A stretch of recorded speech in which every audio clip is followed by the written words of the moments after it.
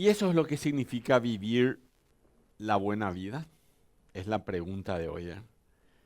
Así, aquí sí que si vos pensás, bueno, esto es para mí la buena vida, comenzá a escribir tu lista. La realidad es que alguien que aprendió a vivir es alguien que aprendió a vivir en armonía con los que le rodean. ¿Escucharon? Esa es la buena vida, vivir en armonía con los que te rodean, resultando en días que van a traer satisfacción y alegría y paz a tu corazón. Y acá el apóstol Pedro, escribe Primera de Pedro capítulo 3, nos va a enseñar que es posible vivir en armonía, que es posible vivir en paz con las personas que están alrededor.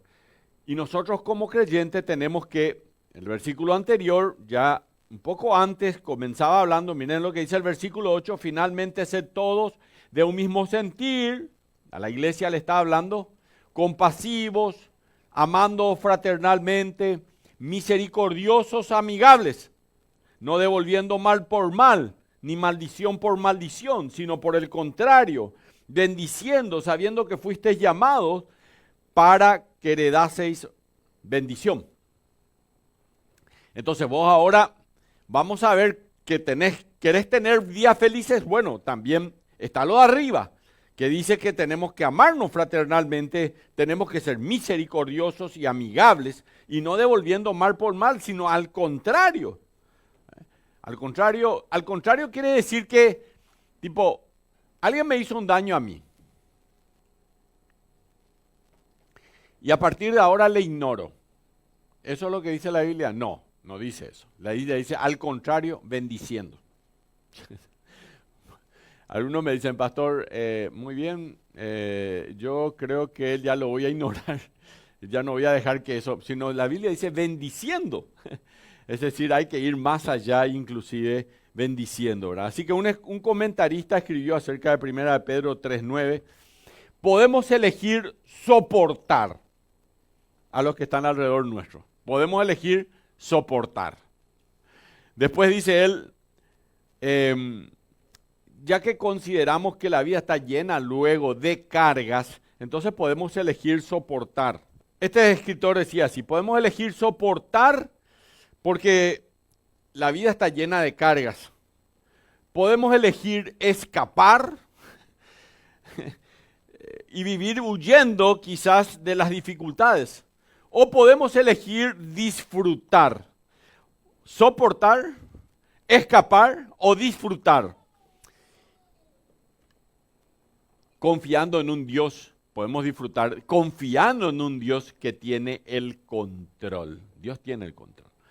Vos decís, no, pero lo que me pasa a mí, pastor, yo creo que a Dios se le perdió el control. No, Dios tiene el control. Dios tiene el control. Vos no puede ser que no entiendas lo que está pasando, pero Dios tiene el control. Y esta es la razón por la cual ahora a continuación Pedro le va a decir, el que quiere amar la vida y ver días buenos, y eso es lo que nos gustaría a todos, ¿verdad? Entonces, hay otras versiones, por ejemplo, la versión NBI, que es la nueva versión internacional, dice, el que quiera amar la vida y gozar de días felices.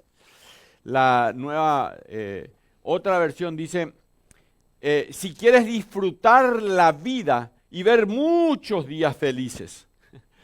Y esto es lo que tenés que hacer. ¿Le interesa saber? ¿Sí? Yo sí. La Biblia de verdad está diciéndonos cómo vivir la buena vida. Una vida de verdadera armonía, absolutamente. Pero tengan cuidado. Como vamos a ver, Pedro nos está hablando, no está hablando aquí de una vida sin problemas, que no vas a tener ningún dolor. De eso no está hablando. Sino de una buena vida, una vida de armonía. Y Pedro acude nuevamente a la Escritura en el Antiguo Testamento, en el Salmo 34, y en esta ocasión, este Salmo nos va a hablar acerca de esto. Y el que tenga, dice él, el ferviente deseo de una vida bendecida. Escucha lo que te voy a decir. Pedro te está diciendo, el que tiene el ferviente deseo de tener una vida bendecida, tiene que orientarla en el camino que se indica en este texto. Y vamos a mirar detalle por detalle. Así que Pedro comienza con la cita. El que quiere amar la vida. En otras palabras, el que quiere tener buena vida o una vida de armonía. ¿Y saben qué? El que quiere es el que toma una decisión. Toma una decisión. Y su mentalidad ya quiere eso. Entonces tomó una decisión y tiene la mentalidad.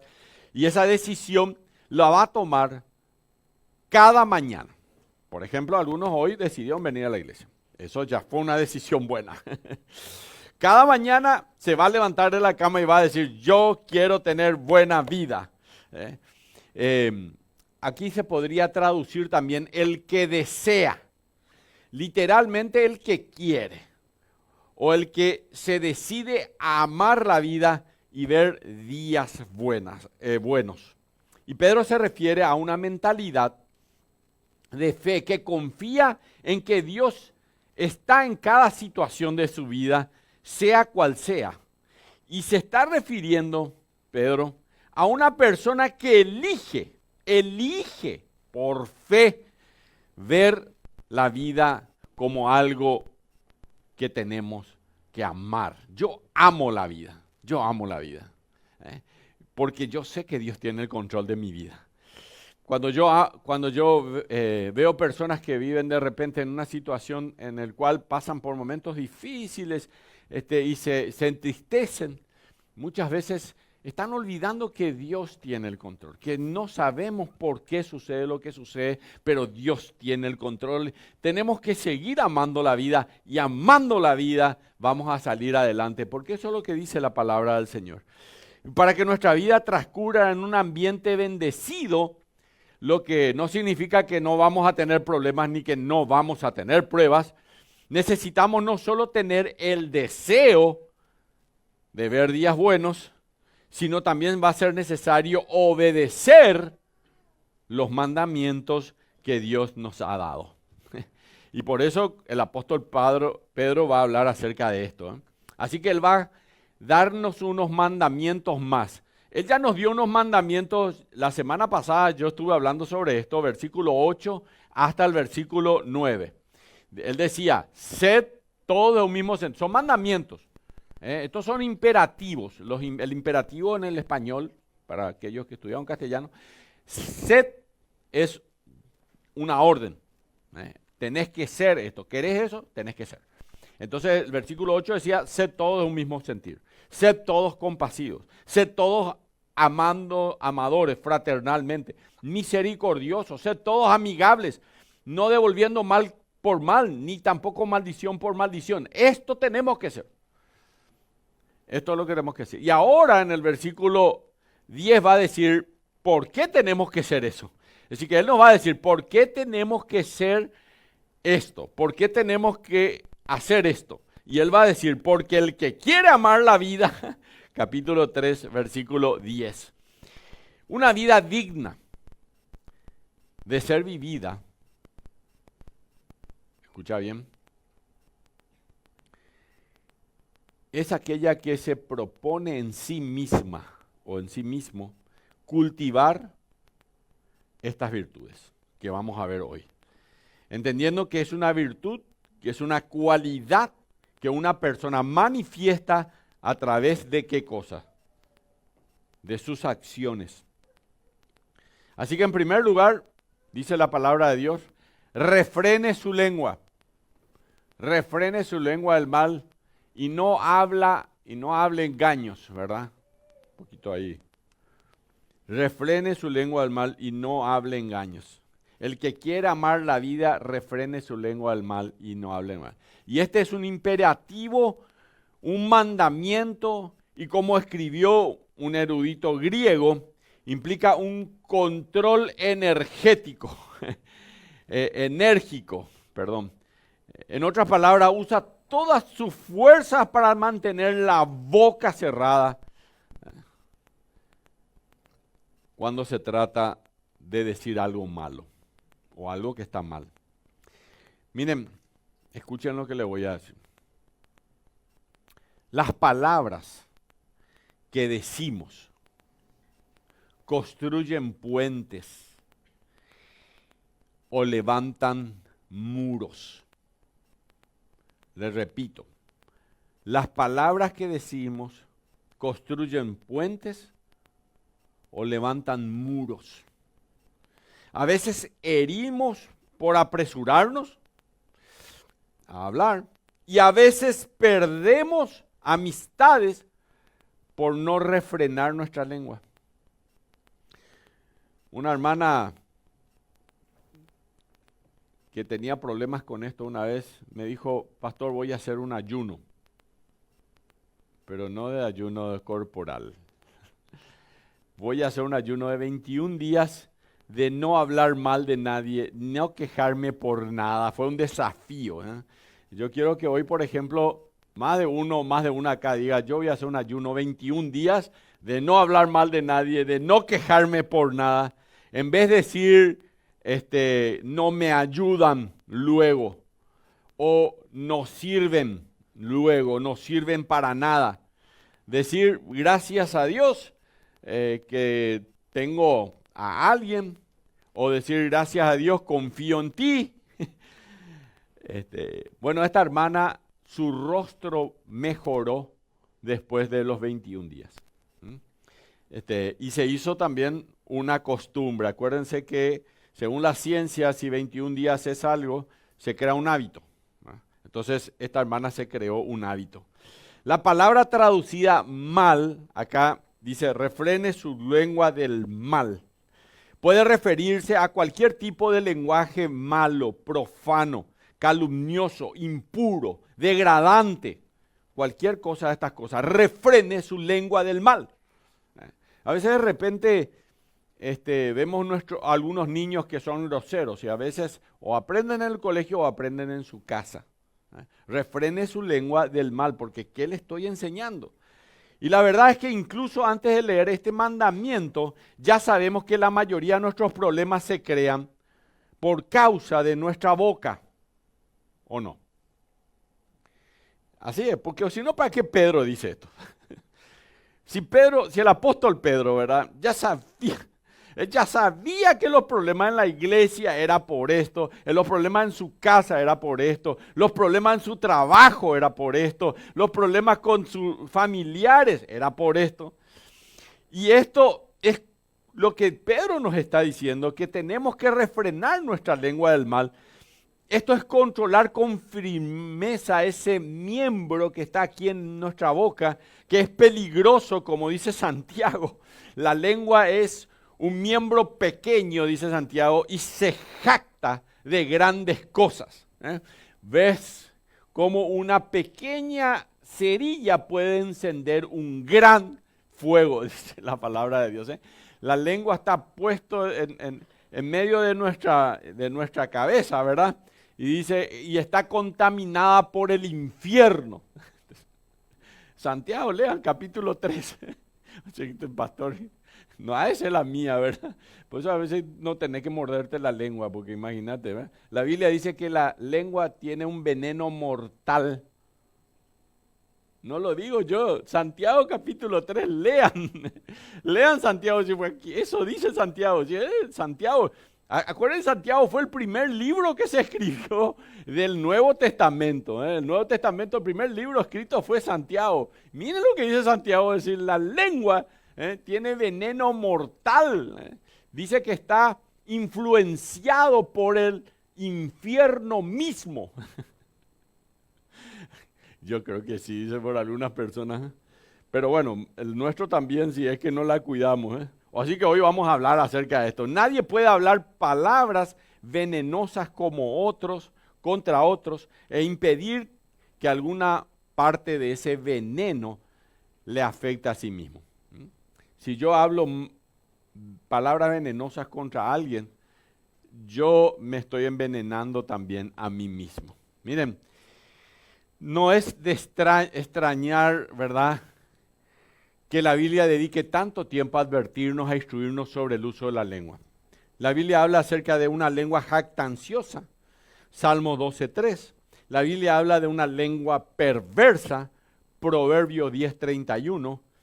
Una lengua destructora, Proverbio 17:4. Una lengua chismosa, Proverbios 25:23. Una lengua lisonjera, Salmo 5:9. Y así sucesivamente. Y miren, Salomón está escribiendo el libro de Proverbios. ¿Quién escribió Proverbios? Salomón. Y Salomón está pensando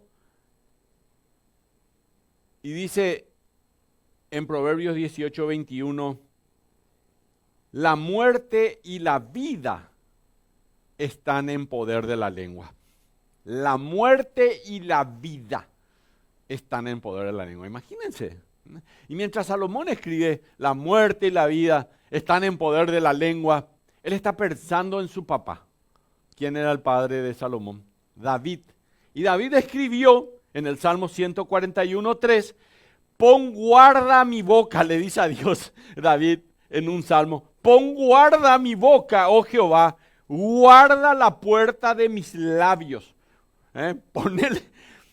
Miren, no todo lo que pensás, escuchá lo que te voy a decir y que se te quede clarito y que además digas, es cierto, y yo no voy a caer en esto. No todo lo que pensás tenés que decir. No todo lo que pensás tenés que decir. ¿Escuchá? Tenés que callarte a veces, porque después pensás bien, ¿y qué es lo que ganás diciendo lo que dijiste? No ganaste nada, le pusiste triste a la otra persona, en vez de edificarle, en vez de animarlo, en vez de ayudarlo, lo destruiste. Y a lo mejor no era tu intención, pero vos le dijiste que es un burro, que es un ignorante, que no sabe nada, y a veces no nos controlamos y tenemos mucho de este tipo de cosas. Y con el tiempo lo que se va dando cuenta uno que es así. Tengan cuidado los matrimonios de cómo se tratan entre ustedes porque sus hijos están escuchando. Tengan cuidado de lo que le dicen a sus hijos también. Y tengan cuidado de sus amigos y de sus amigas que de repente necesitan aliento, necesitan que vos le levantes el espíritu y que vos le decís a veces cosas que no le estás entendiendo y entonces a veces le decís cosas que son degradantes. Ahora, esta es una oración que vale la pena hacerla. Orar al Señor y decirle así, pon guarda a mi corazón, a mi boca, Señor, oh Jehová, guarda la puerta de mis labios. Qué bueno sería eso. El Señor Jesucristo, cuando lo llevaron delante de Herodes, él enmudeció y no abrió su boca. Isaías capítulo 53 dice esto. Despreciado y desechado entre los hombres, el Señor Jesucristo, varón de dolores, experimentado en quebrantos. Y como que escondimos de él el rostro, no lo estimamos, sino que lo despreciamos. Y ciertamente, dice Isaías, 750 años antes de que Cristo venga y muera en la cruz del Calvario, ciertamente, dice Isaías, Él llevó nuestros pecados y sufrió nuestros dolores, y nosotros le tuvimos por azotado, por herido de Dios. Se fue a la cruz porque Dios le hirió, decía. Y eso es lo que pensaron los judíos. Por herido de Dios y abatido, mas Él herido fue por nuestras rebeliones, molido por nuestros pecados. El castigo de nuestra paz fue sobre Él, y por su llaga fuimos nosotros curados. Él enmudeció y no abrió su boca. Como cordero fue llevado al matadero, dice él, y como oveja delante de sus trasquiladores, enmudeció y no abrió su boca. ¿Alguna vez fueron a un matadero? Cuando las vacas van a morir, a ese tipo de mataderos, lo que yo por lo menos llegué, me fui a unos frigoríficos, Bueno, defecan y lloran y seamos, si pudieran gritar, gritan porque es una forma de gritar también, hasta que mueren. Cuando la oveja va a ser sacrificada, no dice nada, agacha la cabeza y muere. Ese fue el Señor Jesús. Como cordero fue llevado al matadero y como oveja delante de sus trasquiladores enmudeció y no abrió su boca. Y Él lo hizo por ti y lo hizo por mí. Él lo hizo para darte a vos y para darme a mí vida eterna. Él no necesitaba de vos, ni yo, ni Él necesitaba de mí. Él no nos necesita para nada. Él podría hacer otra humanidad. Él podría decir, no es mi culpa. Y estando ahí en la cruz, Él hizo la cruz de madera, porque Él es el creador, el autor y creador de todo el universo. Él podía decir, no es mi culpa y no lo pagaré. Y se bajaba de aquella cruz. Ya de hecho, los soldados, los ladrones que estaban a ambos costados de la cruz le dijeron, si eres el Hijo de Dios, bájate de allí y bájanos a nosotros también, ¿verdad? De hecho, ya que te bajas, bájanos a nosotros también, ¿verdad? Se burlaron de él y él enmudecía. Pocas palabras él dijo, pero una de las cosas que dijo fue, Padre, perdónalos porque no saben lo que hacen. Y nosotros sabemos lo que hacemos. Pues si hay algo por el cual el Señor está haciendo algo en tu vida, Él te está perdonando. Y Él murió en la cruz para perdonarte. Porque si no, vos tendrías la condenación. Porque eso dice Juan capítulo 3, versículos 18 y 19, cuando dice, y esta es la condenación, que la luz vino al mundo, y los hombres amaron más las tinieblas que la luz, porque sus obras eran malas. Y si yo no tengo a Jesús en mi corazón, yo tengo la condenación. No es esta va a ser la condenación, esta ya es la condenación. Porque los hombres amaron más las tinieblas que la luz. Y si hoy querés tener una relación con aquel que es la luz, yo soy la luz del mundo, dijo el Señor Jesús. Con aquel que es el camino, Él dijo, yo soy el camino. Con aquel que es la verdad, yo soy la verdad, dijo el Señor Jesús. Y Él dijo, yo soy la vida. Y Él tomó su vida, la puso por nosotros y la volvió a tomar. Si hoy quieres tener una relación personal con Él, te quiero invitar a hacer una oración conmigo. Vamos a inclinar el rostro y quiero que ahí en tu corazón vos le digas así al Señor Jesús. Nadie te va a escuchar, esto es entre vos y Dios. Él te va a escuchar porque Él sí lee tu corazón. Quiero que le repitas esta oración en tu mente y en tu corazón al Señor. Le digas así, Señor Jesús. Decile ahí en tu corazón, Señor Jesús, te doy gracias por amarme tanto. Gracias por morir en la cruz y amarme de esa manera, Señor. Hoy abro mi corazón. Quiero que entres a mi vida. Te invito, Señor. Quiero que seas mi Salvador. Quiero que seas mi Señor. Te acepto como mi único Salvador personal. Y te doy gracias por la salvación. Por morir por mí en la cruz. Y resucitar al tercer día. En el nombre de Jesús. Amén. Como dice el Señor, si alguno está en Cristo, nueva criatura es. Así que vamos a seguir un poquitito con este primer punto. Salomón dijo, la muerte y la vida están en el poder de la lengua, y él se acordaba de David que decía, pon guarda mi boca, oh Jehová, guarda la puerta de mis labios.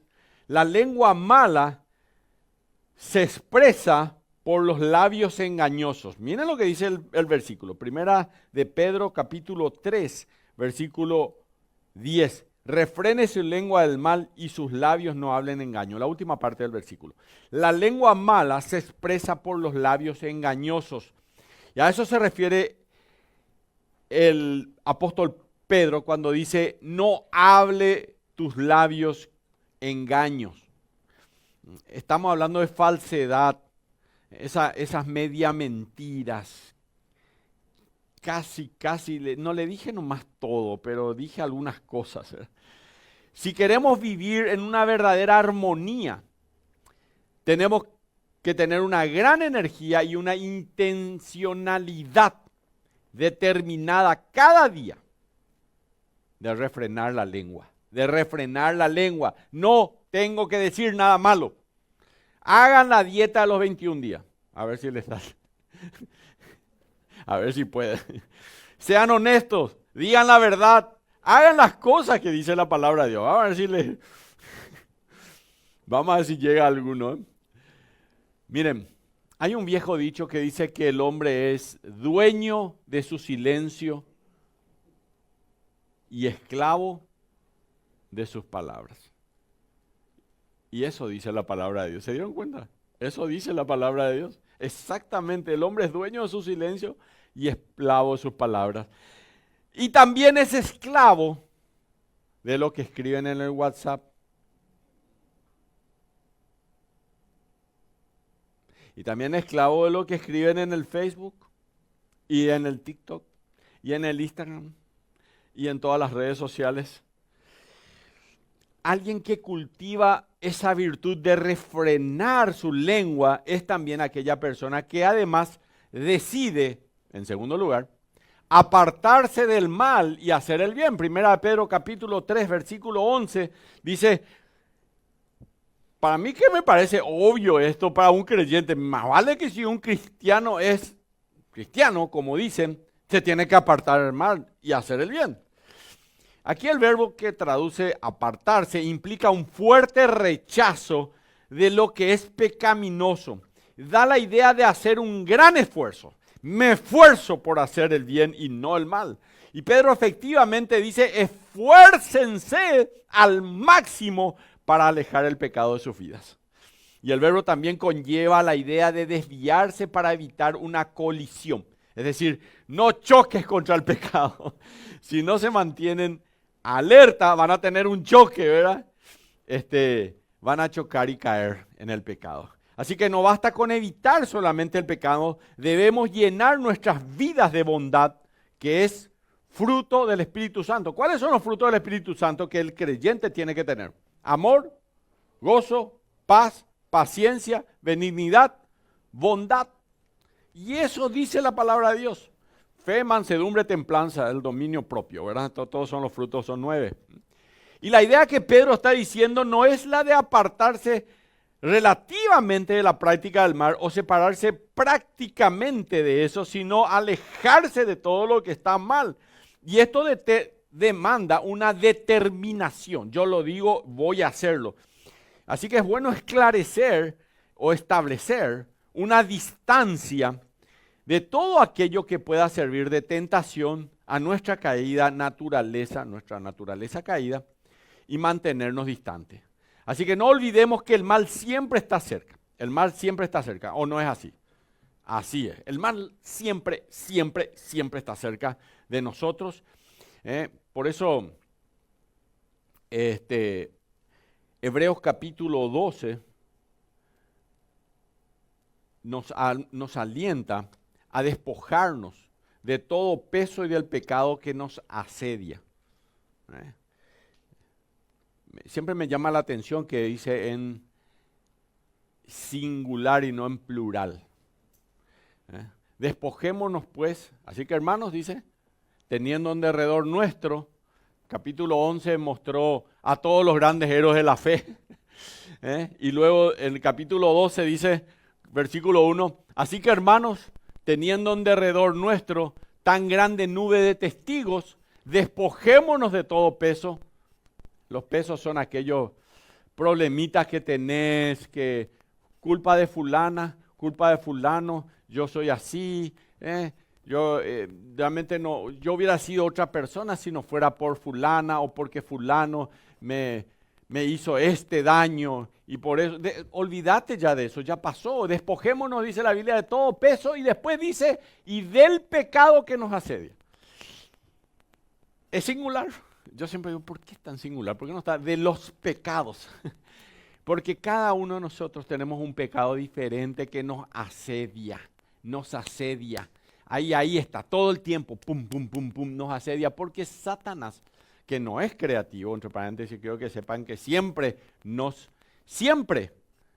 Satanás nos asedia con el tema del sexo, con el tema del dinero y con el tema de la fama.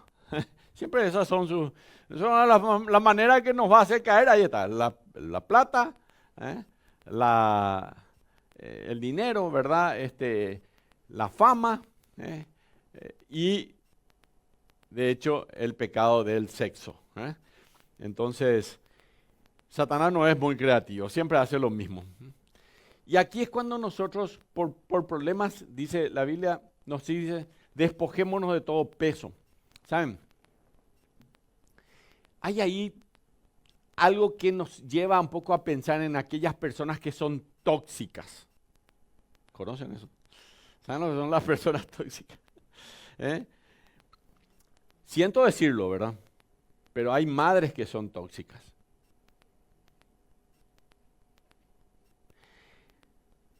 Hay esposos que son tóxicos. Y hay esposas que son tóxicas. Hay hermanas o hermanos que son tóxicos. Hay amigos que son muy tóxicos. No son los tóxicos, no. Que te manipulan. Tu culpa, yo estoy así. Tu culpa, todo el día lloro y me siento mal, es tu culpa. Todo es tu culpa, ¿verdad? Miren, nada es culpa de otro. Todo es culpa tuya y vos tenés que salir adelante porque Dios está contigo. Y si Dios está contigo, pues no necesitas de nadie más. Necesitas solamente de Dios. Generalmente la gente tóxica ignora el problema que provocan. Te hablan con una total falta de respeto. Siempre hacen eso. Y si te enfrentás, te hacen creer que vos sos el que tenés el problema, no él o ella. Te culpan. Jamás, pero jamás van a admitir sus errores. Jamás. Su responsabilidad, jamás van a admitir que son ellos el problema. Y deja de cargar los problemas ajenos, porque ese es un problema de él o de ella. Así que quítate de encima a las personas tóxicas si querés tener una vida feliz. Yo no estoy diciendo acá si tu esposa o tu esposo, no hay que tener que quitarte de ellos encima. Ya elegiste, ahí ya estás frito, dicen algunos. Por eso tenemos que distanciarnos de las obras malas, de las personas de este tipo, de las prácticas pecaminosas y con todo eso, con todo aquello que tenga apariencia de mal. Y por el contrario, las personas que se apartan del mal van a cultivar el hacer el bien. Y lo que el apóstol Pedro está aquí demandando es cultivar, no solo cultivar, sino que nos ocupemos de hacer el bien. Miren, en el tribunal de Cristo, ¿saben lo que es el tribunal de Cristo? La mayoría sabe, ¿verdad? Un día vamos a estar delante del tribunal de Cristo, ¿verdad? Hay dos tribunales en el cielo. Está el tribunal del gran trono blanco, lean Apocalipsis capítulo 19, ahí van a estar grandes y pequeños, poderosos y débiles, todos aquellos que no aceptaron a Jesús como su Salvador personal. Dice, el que no se halló escrito en el libro de la vida fue lanzado al lago de fuego y azufre, dice la palabra de Dios. Apocalipsis capítulo 19, 20 va a hablar acerca de eso. Pero hay otro que es el tribunal de Cristo, dice el apóstol Pablo, porque todos compadeceremos ante el tribunal de Cristo. Y cada uno según lo que haya hecho, sea bueno o sea malo. La Biblia dice que vamos a estar delante del tribunal de Cristo y vamos a recibir una recompensa en el tribunal de Cristo. La Biblia dice que si alguno edificare oro, plata, piedra preciosa, 1 Corintios capítulo 3, versículo 10 en adelante, léanlo. Dice, si alguno edificare oro, plata, piedras preciosas, madera, heno, hojarasca, la obra de cada uno será manifiesta, porque el día la declarará, pues por el fuego será probada. Y la obra de cada uno, cual sea el fuego, la probará. Si permaneciere la obra de alguno que edificó, recibirá recompensa. Y si la obra de alguno se quemare, recibirá pérdida. No sé cuál va a ser la pérdida. Recibirá pérdida, dice la Biblia, ¿verdad? No se va a ir al infierno, eso sí, porque a continuación dice el versículo, si bien él mismo será salvo, aunque así como por fuego, pero va a ser salvo. Eso dice la Biblia, dijo el apóstol Pablo, debe ser verdad. Si está en la palabra de Dios, es verdad, estoy seguro de eso. Entonces él dice, si bien va a ser salvo, aunque así como por fuego. Ahora yo te pregunto, si hoy te morís, ¿cuáles son tus obras de oro, plata, piedra preciosas? ¿Cuáles son esas? ¿O son de madera, heno y hojarasca, que ante el fuego, qué va a pasar? La hojarasca, ¿eh? ¿Saben lo que es la hojarasca? Es la hoja seca. Prende fuego y deja de existir. ¿Cuál va a ser tu situación si hoy te morís? Y si no, decir yo tengo, voy a pasar mal si es que hoy me muero. El tribunal de Cristo es justamente, se nos recompensará por no haber practicado alguno de estos pecados. La corona va a corresponder al bien que hemos podido hacer. ¿Vieron? Por eso es muy importante el tribunal de Cristo. Miren, el modelo, por supuesto, es nuestro Señor Jesucristo. Hechos capítulo 10, versículo 38, dice la palabra de Dios, como Dios ungió con el Espíritu Santo y con el poder a Jesús de Nazaret, y como éste anduvo haciendo bienes y sanando a todos los oprimidos por el diablo, porque Dios estaba con él. Esto hizo el Señor Jesús, Él es el modelo. Él anduvo sanando, haciendo bienes y sanando a los oprimidos. Pablo le dice a Tito 3:8, que los que creen en Dios procuren ocuparse de buenas obras, y estas cosas son buenas y útiles a los hombres. El autor del libro de Hebreos, en Hebreos 10:24, dice, animándonos unos a otros al amor y a las buenas obras. Animémonos a las buenas obras. El autor, o sea, Santiago, en el libro de Santiago dice y hace esta pregunta, ¿quién de vosotros es sabio y entendido? Levanten la mano. ¿Quién es sabio y entendido? Que muestre por su buena conducta y sus buenas obras. Santiago 3:13. ¿Vieron cómo se puede saber si sos sabio y entendido? Que muestre. Pedro ya nos desafió. Él dice, 1 Pedro 2:12, mantener buena su manera de vivir entre los gentiles para que al considerar sus buenas obras glorifiquen a Dios. ¿Y alguna vez han pensado en el hecho de que una de las cosas más importantes que puedes hacer en tu vida es bendecir a otros? Es bendecir a otros. ¿Y a dónde vas a ir a bendecir? Aquí en la iglesia. Y afuera de la iglesia también, pero podés hacer aquí. A pesar de lo que te digan, lo que Dios te mostró en luz, ¿alguna vez pensaste servir a Dios? ¿Alguna vez pensaste hacer cosas para la gloria de Dios? Yo sé, yo conozco el rostro de ustedes, les conozco, soy pastor hace 35 años y de la gran mayoría le conozco el rostro. ¿Alguna vez pensaron lo que Dios quiere hacer en mi vida? Yo estoy seguro que Dios va a hacer algo grande, porque ¿para qué me tiene acá? Imagínense, si en el cielo ya no habrá más llanto, si en el cielo ya no habrá más dolor, ya no habrá más tristeza. Porque al aceptar a Jesús como mi Salvador, ya no me lleva al cielo nomás el Señor. Qué calidad, ¿verdad? Espectacular sería eso. Pero no hace eso porque Él tiene un propósito, tiene un plan para tu vida. Y si todavía vos estás respirando es porque Dios no terminó todavía el trabajo contigo y Dios tiene algo que va a hacer contigo. Entonces, Lo que Dios te mostró en luz, escucha lo que yo te voy a decir y escribí ahí arriba porque yo te voy a repetir esto muchas veces. Lo que Dios te mostró en luz, no lo dudes en la oscuridad. No lo dudes.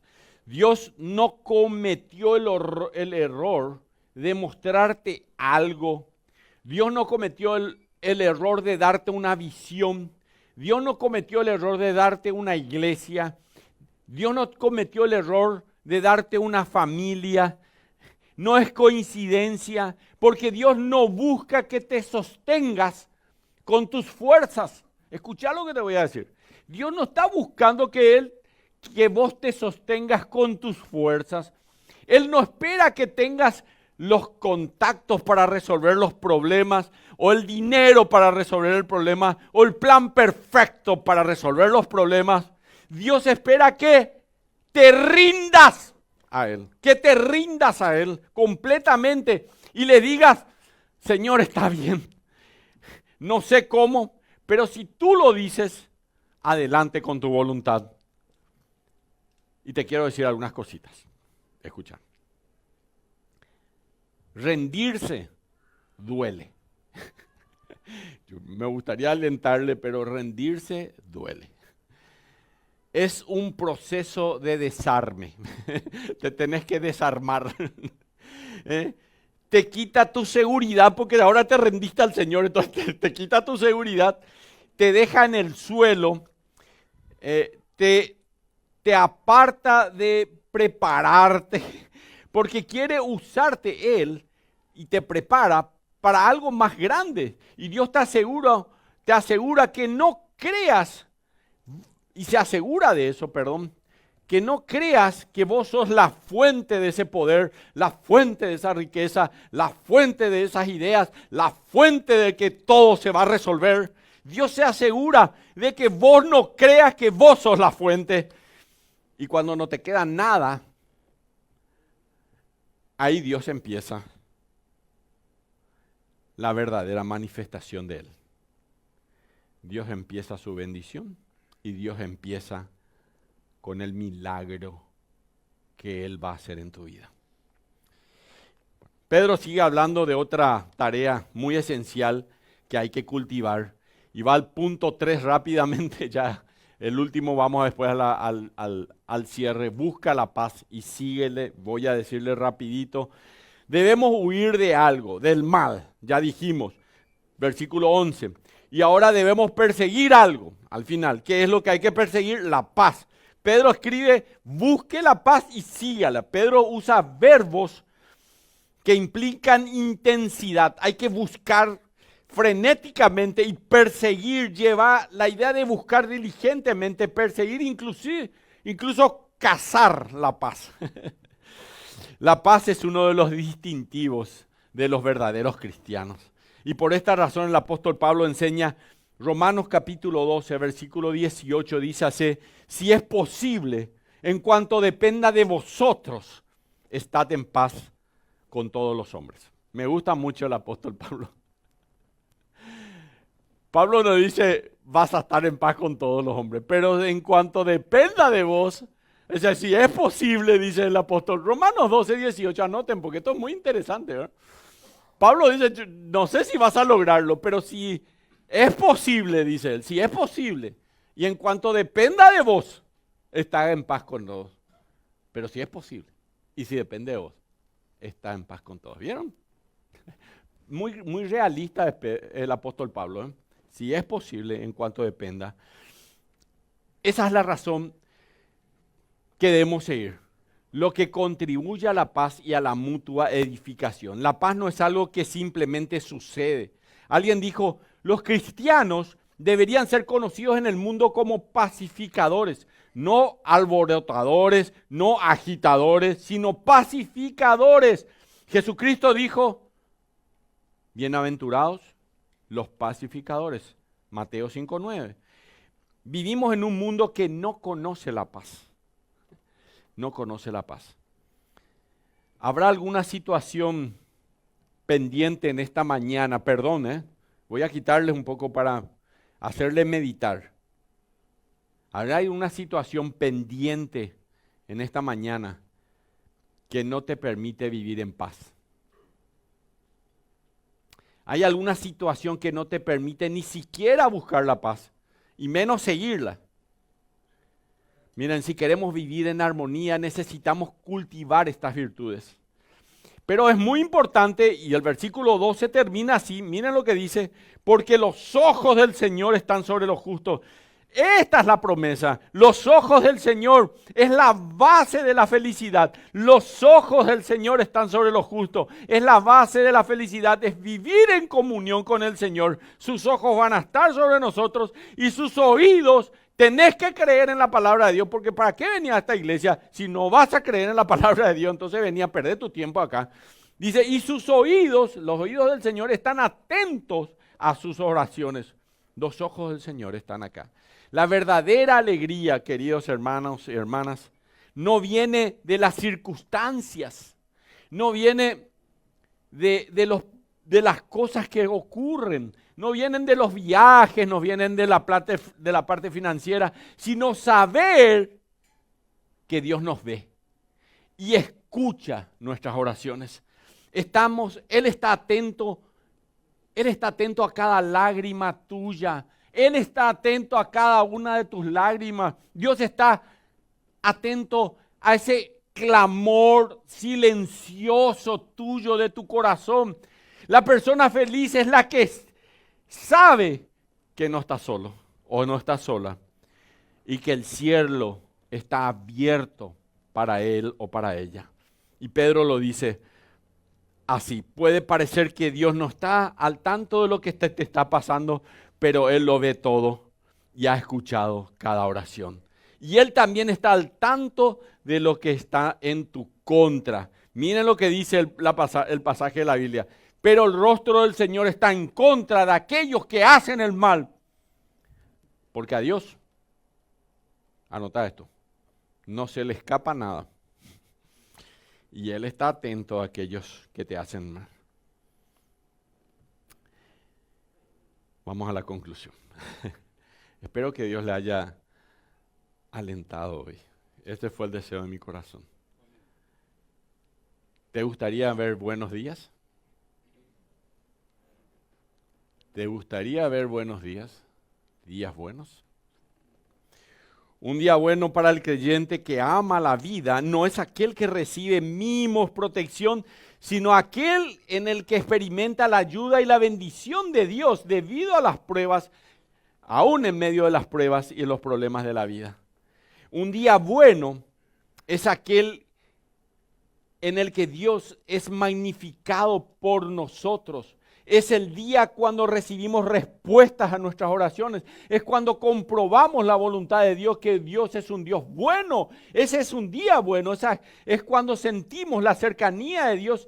Y lo escribe David así, en el Salmo 34, cuando dice, cercano está Jehová a los quebrantados de corazón. Así que vivamos días buenos, cultivando las virtudes que nos harán una mejor persona, una mejor familia, una mejor congregación. Eso es amar la vida, eso es ver días buenos, porque una vida con propósito continua, una vida con propósito continua, cuando aprendemos a ver a Dios en cada situación de nuestras vidas. Un escritor al cual yo le leo mucho es Warren Wiersbe, y él dice, la próxima vez que pienses que estás teniendo un día malo, escuchá lo que te voy a decir, con esto termino. La próxima vez que pienses que estás teniendo un día malo y detestás la vida, detesto la vida, lee el Salmo 34 y tal vez descubrirás que estás teniendo un día bueno para la gloria de Dios. Y si querés ver días felices, no busques solo momentos alegres. Busca una vida alineada al corazón de Dios. Y esta es la vida que vale la pena vivirla, porque esta es la vida que está llena de propósitos, de rendición y de amor. Y el Salmo 34 dice así, bendeciré a Jehová en todo tiempo. Vamos a ponernos de pie. Yo le voy a leer este salmo mientras usted escucha el grupo de alabanza, ya se acerca. Vamos a cantar una canción. El Salmo 34 dice así, Bendeciré a Jehová en todo tiempo, su alabanza en mi boca estará. En Jehová se gloriará mi alma, lo oirán los mansos y se alegrarán. Engrandeced a Jehová conmigo y exaltemos aún a su nombre. Busqué a Jehová y él me oyó. Amén. Busqué a Jehová y él me oyó y de todos mis temores me libró. Los que miraron a él fueron alumbrados y sus rostros no fueron avergonzados. Este pobre, dice el salmista, clamó y le oyó Jehová y lo libró de todas sus angustias, lo libró. El ángel de Jehová acampa alrededor de los que le temen y les protege y los defiende. Gustad y ved que es bueno Jehová, gustad y ved, buscad. Dichoso el hombre que confía en él. Temed a Jehová vosotros sus santos, pues nada falta a los que le temen. Los leoncillos necesitan y tienen hambre, pero los que buscan Jehová no tendrán falta de ningún bien. Venid, hijos, oídme, el temor de Jehová os enseñaré. ¿Quién es el hombre que desea vida? Ahí está, es el mismo pasaje de 1 de Pedro, que desea muchos días para ver el bien. Guarda tu lengua del mal y tus labios de hablar engaño. Apártate del mal y haz el bien. Busca la paz y síguela. La ira de Jehová, los ojos de Jehová, está sobre los justos y atentos sus oídos al clamor de ellos.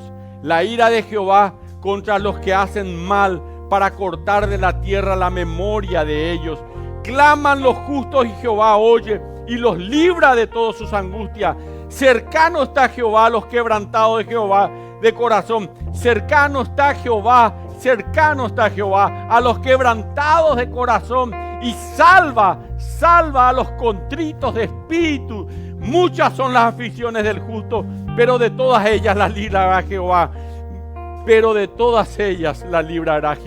Le va a librar. Él guarda todos sus huesos, ni uno de ellos será quebrantado. Matará al malo la maldad, y a los que aborrecen al justo serán condenados. Jehová redime el alma de sus siervos, y no serán condenados cuando en él confían. Vamos a cantar esta canción.